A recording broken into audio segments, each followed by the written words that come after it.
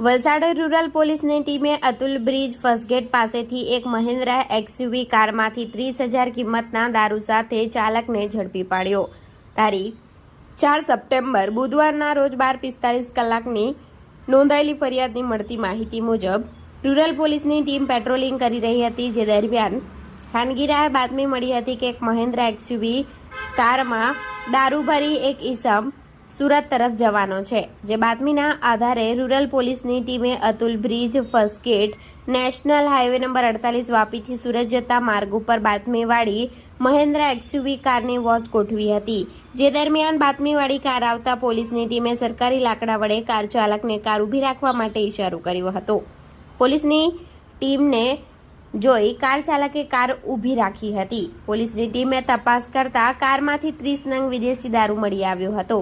Rural પોલીસની ટીમે કારની કિંમત 3 લાખ, દારૂની કિંમત 30,000, એક મોબાઈલ ફોન જેની કિંમત 3,000 મળી કુલ 3,33,000નો મુદ્દામાલ કબજે લઈ હિતેશ કુમાર ખીમજીભાઈ બામણિયાની ધરપકડ કરી રૂરલ પોલીસ મથકે પ્રોહિબિશન અંગે ફરિયાદ દાખલ કરી હતી।